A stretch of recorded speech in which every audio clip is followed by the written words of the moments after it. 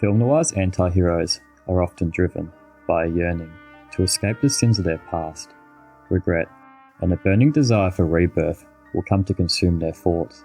But the noir typically endorses fatalism, meaning that second chances are hard to come by, which makes Alfred L. Werker's underrated and largely forgotten repeat performance a strange concoction of noir, gothic melodrama, and high-concept sci-fi, a striking outlier of sorts. The supernatural noir is a rare breed. By nature, film noir tends to focus on humanity's fears and foibles, with the central characters either caught in circumstances beyond their control or trapped in a web of their own making. Supernatural occurrences seem to be at odds with the cold, criminal reality that exists in most of these films. That's one of the reasons 1947's repeat performance is such a wonderful anomaly. It's a tough picture to label, but it does indeed possess many of the hallmarks of noir, while also including elements of romance, melodrama, and the fantastical. Repeat performance is an intriguing variation on the 1940s light fantasy film, although this has been made as more of a dark film noir melodrama, and is light years away from the frothiness of other light fantasies of the era, such as Topper, Here Comes Mr. Jordan, and A Guy Named Joe. The film's theme of one being able to relive their personal past and change the way the present transpires is a prefiguring of films like Peggy Sue Got Married and Twice Upon a Yesterday / The Man with Rain in His Shoes. While the fantasy elements of Joan Leslie's time travel aren't fully explored, the film shifts focus towards the melodramatic plot. Repeat performance may best be described as It's a Wonderful Life meets The Twilight Zone, an extended episode at that. The film even opens with a cryptic, Rod Serling-esque narration to set the scene. Have you ever reached the end of the year and wished you could go back and do it all over again? Repeat performance opens with the image of the dark, starry sky on a New Year's Eve night. It's almost midnight and the wind rages outside while the city celebrates. The camera approaches an apartment, zooming into the balcony as the double doors fly open and gunfire rings out. A body lies dead on the floor, and the beautiful but stunned actress Sheila Page, played by Joan Leslie, holds the murder weapon. Standing over the dead body of her husband, playwright Barney Page, Lewis Haywood, she eludes capture from the police by wrapping a fur around her nightgown and hightailing it down the back stairs, soon finding herself in a dive where revellers are sweeping out the old year and ringing in the new. One of the barflies is her good friend, William Williams, Richard Basehart in his film debut, whose folks apparently had no imagination, a poet, whom Sheila takes into her confidence and confesses the deed done to her husband. Williams suggests that the two head for an apartment belonging to another acquaintance, producer John Friday, Tom Conway. He's scheduled a party at his place, but he'll be able to offer advice on what course of action Sheila should take. Filled with regret, Sheila admits to William as they climb the stairs to Friday's apartment that she wishes she could have the chance to do things differently.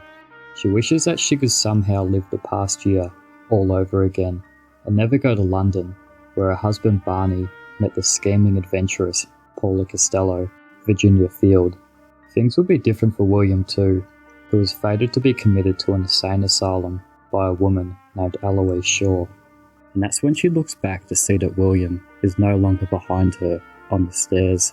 The narrator, an uncredited John Ireland, informs us that Sheila has been granted that wish. By the time she enters John Friday's flat, she discovers that William has disappeared. She's dressed in last year's New Year's Eve gown, and it's indeed 1 year earlier. Furthermore, John insists that it's only the first day of 1946, not the first day of 1947. Once Sheila wraps her head around what has happened, she realises what a rare gift she's been given and sets out to make things turn out right, using her knowledge of the future to hopefully change everything for the better. But noir fans know that fate sticks out one foot to trip you. Can our sympathetic protagonist truly change anything with her repeat performance? The overjoyed Sheila races home to Barney in the delight of going back to a happy time in their relationship. This time around, Sheila vows she won't go to London to do a play, and Barney thus won't meet and fall for playwright Paula Costello. However, Sheila soon finds that though she can make different choices, perhaps it's not possible to completely trick fate. She quickly finds that events are conspiring to work themselves out the same way, no matter what she does.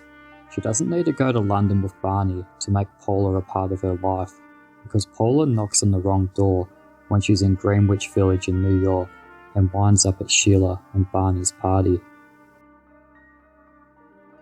Sheila confides in her friend William, who doesn't quite believe her cockeyed story, but is sensitive and open-minded enough to listen to her when she tells him what she thinks will happen. Barney will fall in love with that woman, William. He'll go on drinking, become a hopeless alcoholic. He'll grow to hate me. He'll try to kill me. I've got to escape all that, William. Sheila vows that she won't act in Paula's play, Say Goodbye, which she did the first time she lived through 1946. She and Barney move to Los Angeles, where he stops drinking and gets back to work on his second play. For a while it seems as if Sheila will escape her fate, but then a package arrives. It's a brilliant new play, but there's no author's name on it. What's the title? It's called Say Goodbye. What's wrong, Sheila? And so, repeat performance allows our heroine a second chance and repeats the events leading up to her husband's death, asking the eternal question, does an individual have the power to change their fate? Can she prevent that fatal night from reoccurring, or is she bound by the chains of destiny? Repeat performance is a time travel noir that imagines the protagonist being given a second chance to change the course of events that led to a terrible tragedy. It was produced by the British-American B-movie studio, Eagle Lion Films, who elevated director Alfred L. Werker's adaptation of William O'Farrell's novel to A status after signing former Warner Brothers star Leslie so it could be used as a showcase for her. Leslie had long been unhappy with the roles Warner picked for her. Her most famous parts at the studio include playing James Cagney's leading lady in the 1942 musical biopic Yankee Doodle Dandy, and a nice girl who spurns gangster Humphrey Bogart's affections in the 1941 crime drama High Sierra. But her first outing with Eagle Lion wasn't met with much more promising reception. Repeat Performance was a critical and commercial flop on its release.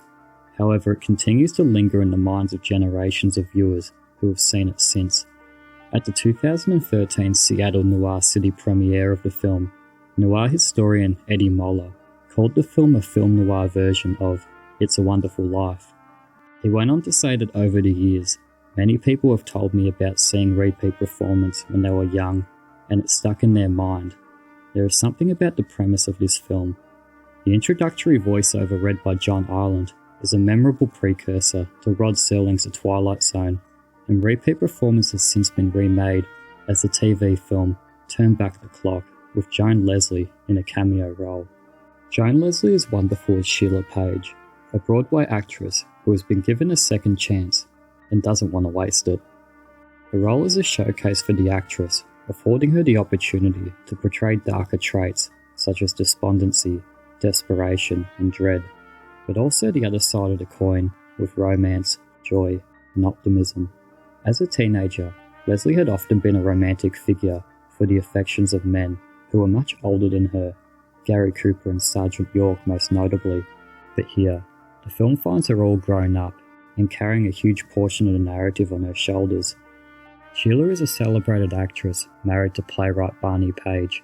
While her career has gained momentum over recent months, Barney's career is spiraling out of control due to his alcoholism and the lingering resentment he feels towards his more successful wife. The film's aesthetics subtly hint at some sort of supernatural intervention, as if an unseen force has taken hold of Sheila. The filmmakers then fully indulge in the fantastical when the young woman flees the scene of the crime in a panic to get help from her close friend, producer John Friday. After bemoaning what a horrible year it's been and expressing her desire to rewrite it, play it over again, Sheila is granted her wish as Repeat Performance suddenly and inexplicitly turns the clock back a full year to the previous New Year's Eve. Yet for all Sheila's efforts to change the past, The film relishes in the folly of her intentions, cleverly revealing that fate always has a way of working itself out. It's a setup that could have easily capsized under the weight of its own absurdness, but repeat performance remains surprisingly grounded, thanks to a graceful and dynamic turn from Joan Leslie. Whether it's capturing Sheila's gradual acceptance of the bizarre, metaphysical intrusion into her life, or her struggle to prevent the tragic fates of her alcoholic husband and her poet friend William, who is institutionalized by year's end, Leslie invests her heroine with an emotional complexity that gives her journey a sense of urgency. Leslie's fresh-faced sincerity lends itself well to her character, even if Noir leading lady seems like a strange fit for her. We generally believe her distress in the film's opening scenes and her drive to make things right. Of course, what is meant to be will be, and Hayward plays the cad. Barney is violent, a philanderer, and an alcoholic to the hilt, leaving the audience in little doubt that Sheila's actions were justified. He's an out-of-work playwright who seeks solace at the bottom of a bottle. Once they were happy together, and he looked at his wife with love and admiration, but now he's grown bitter and openly seeks the affections of other women. He finds those affections in the arms of a fellow playwright, and they make no secret about their affair, or the disdain they share for his wife.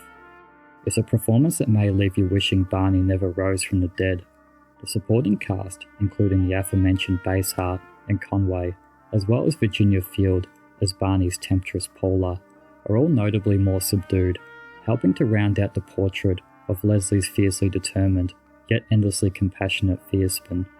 Basehart is excellent as the poet friend, and has some of the film's best moments. He's the only person Sheila tells about reliving the year, and it seems surprisingly appropriate that he doesn't question it, nor transform into a skeptic. In fact, he wants to know if something he had tried worked the previous year, in order to gauge whether he can do it again successfully. One of the film's more revealing lines about the nature of fate comes from Basehart's character, in the form of a poem written to Sheila. If you would flee from fate, first learn to flee from your shadow under the full moon. If you would run from destiny, first learn to run through snow, leaving no footprint. Why would he dedicate that to you? Run through snow, leaving no footprint. It's certainly something to meditate on as the film proceeds. Leslie is able to maintain some of her wholesome image, playing a character who is generally a good person, stuck in a bad situation. With the turn of the new year, repeat performance just seems more personal, a time for reflection, and I admire how the holiday is implemented into this story. It's the perfect setting since this is a prime moment when we think about the events of the past year and plot out what we'll do differently in the next. Repeat performance is a wonderful watch leading into the New Year's because it encompasses the entire holiday season. A crucial turning point in Barney and Sheila's relationship occurs at a Thanksgiving banquet gone wrong. Festive scenes of Christmas time and tree decorating dominate the second half, and of course, the film's conceit of New Year's Eve. The film has a great sense of mood, straddling the worlds of noir and fantasy, with a touch of the holiday season thrown in. Since Sheila is living the past year of her life all over again, she knows what is going to happen. Barney will meet English playwright Paula Costello. He will have an affair. That affair will lead to catastrophe. All Sheila has to do is keep Barney and Paula apart. That turns out to be less easy than it sounds. Sheila does do things differently, but somehow Barney and Paula meet anyway, and sure enough, Barney and Paula start drifting into an affair. Sheila knows that she has to find a way to put a stop to this affair, but she has no idea how to do it.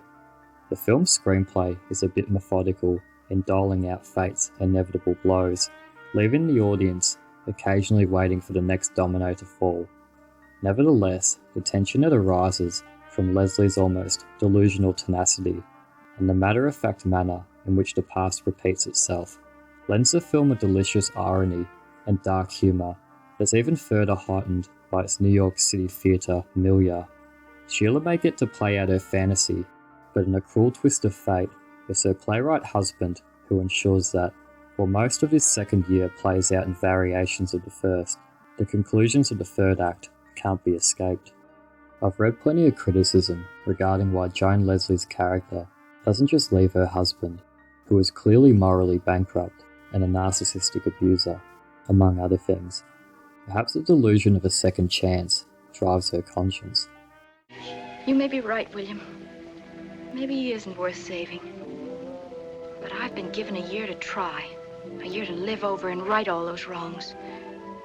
And I'm going to do it. I must do it. There's a sense of self-destructive dedication at play here.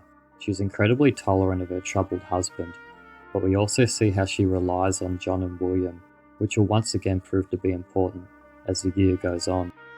John Friday is a kind and generous man who's an angel in more senses than one, especially to Sheila, whom he clearly adores from, figuratively at least, afar. Whatever Sheila tries to do to forestall the dire events of her first experience of the year, such as refusing to go to London, circumstances manipulate themselves to produce the same consequences. In the matter of London, Paula's play, Say Goodbye, is instead brought to Broadway, and while Friday promises Sheila he'll make sure the playwright herself remains in the UK, she arrives anyway, and soon her affair with Barney is in full swing. With negative reception, a rewrite of the play is sorely needed, just as it was in London the first time around, where Paula wrote a second variation, redirecting the narrative structure. Instead now, Sheila proposes the idea in Paula's absence, in hopes to keep her away from Barney in New York. This proves futile, as Paula arrives on set anyway.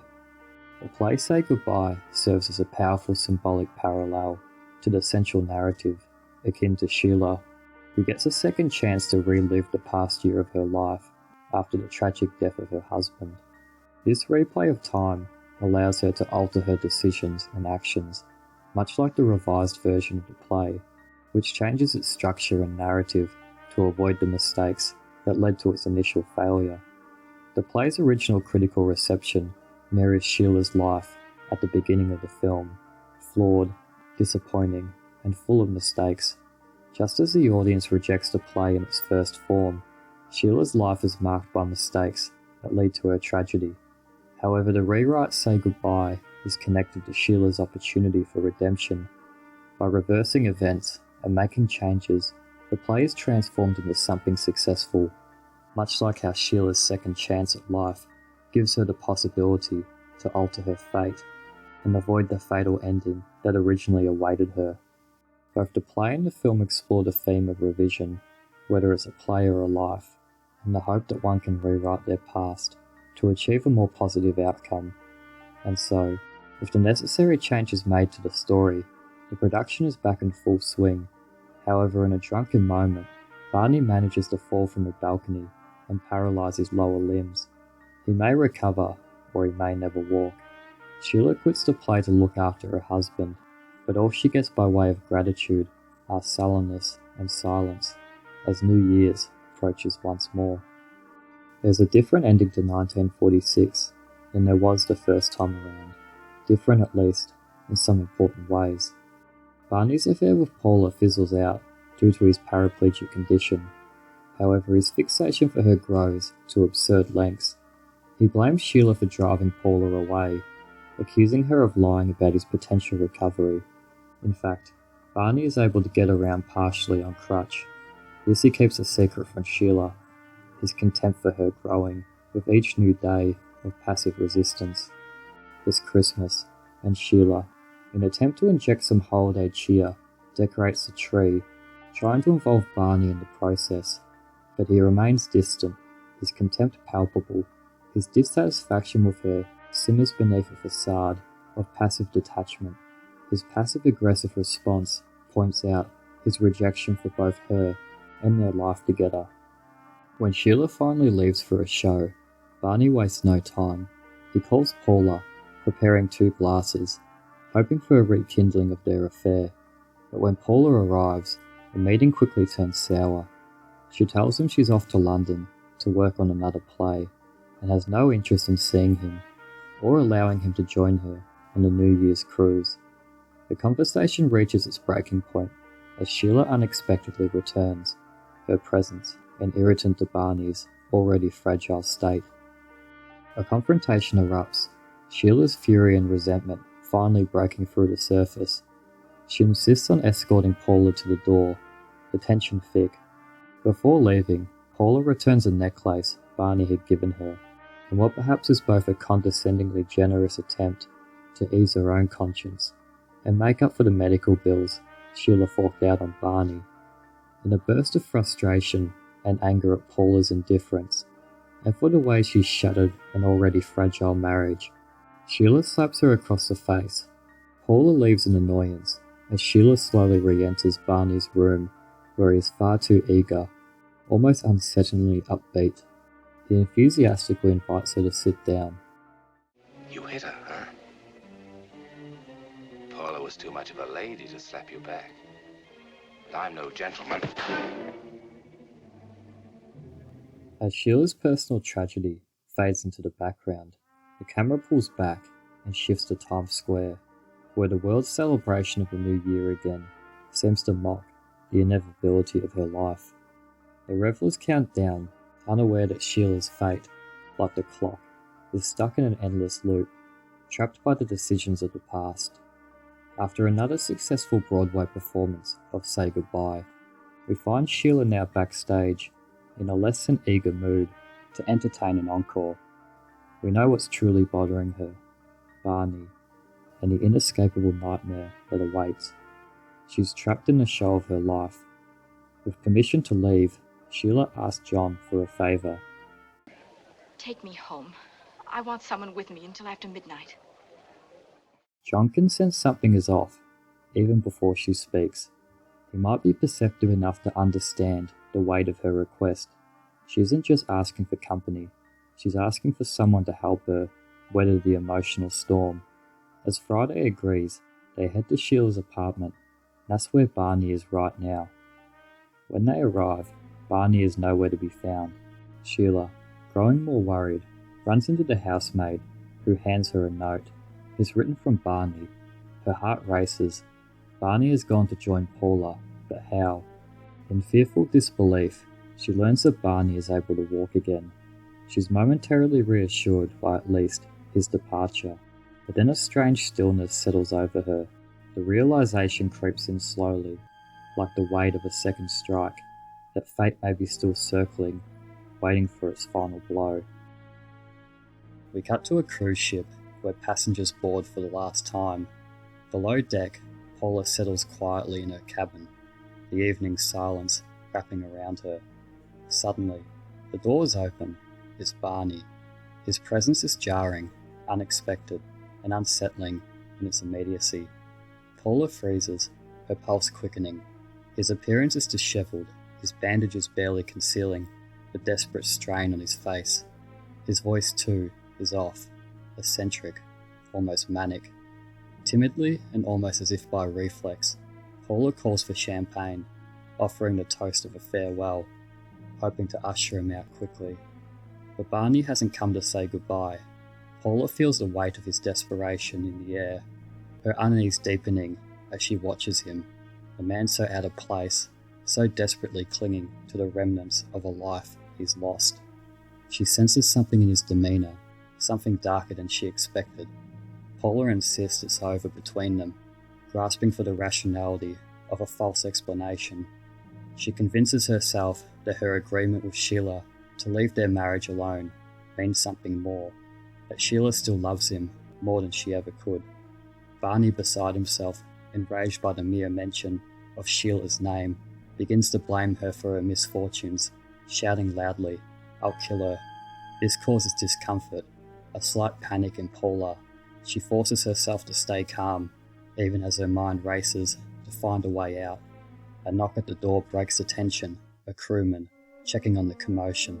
His presence, though minor, offers a moment of relief. Paula quickly composes herself, seizing the chance to regain control. With the crewman's arrival, Barney finally retreats, his fury lingering in the room long after he's gone. As Barney leaves the ship for a confrontation with his wife, the scene both rhymes and contrasts with Sheila's gaze into the camera in that earlier sequence. Now it's Barney who seems to be looking right at us, though obviously without any of the hopefulness conveyed by Sheila.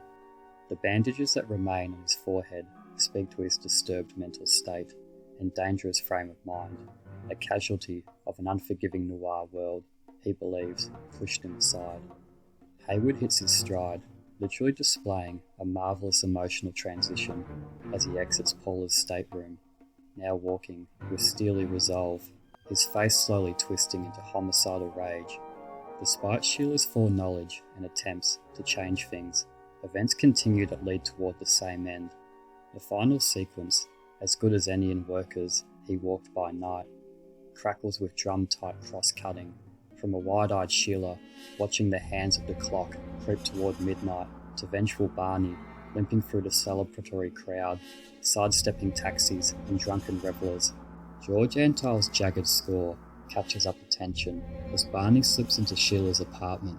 The clock strikes midnight. The showdown is brutal, a collision of rage and fate, as the crazed Barney attempts to kill her once again. As Sheila backs away from him, Barney is suddenly shot and killed. The killer is William, who had escaped from the mental institution to serve as the instrument of inescapable fate. He is the only other person who knows about the repeating year. He has come to save Sheila.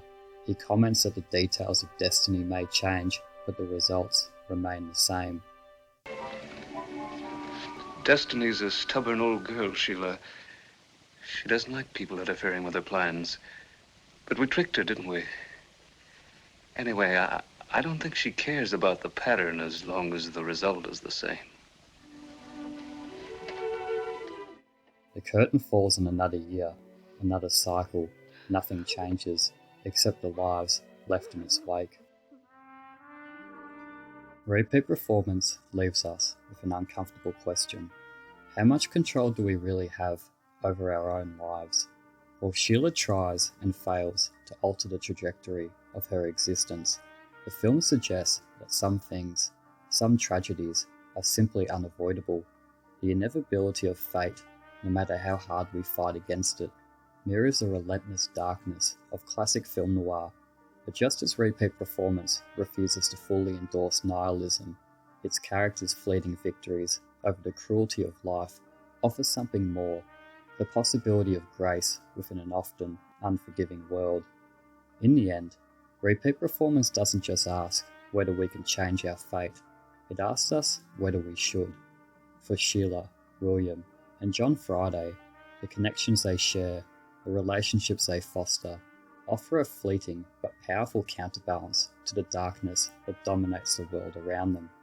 In a film defined by its cosmic cruelty, perhaps it's love, friendship, and small acts of resistance against fate that are the true redemption, and Repeat Performance reminds us that, while we may not be able to change the big events of our lives, the people we choose to surround ourselves with make all the difference. What would you change if you could relive a year of your life? William won't answer. William is gone. He was there just a moment ago. But in that moment, time stopped for Sheila. Time ran backwards. She made a wish, a tragic one at a magic time, when the new year was beginning. And now that wish is coming true. She's going to live the old year all over again. Sheila doesn't know that. Not yet. But she will very soon.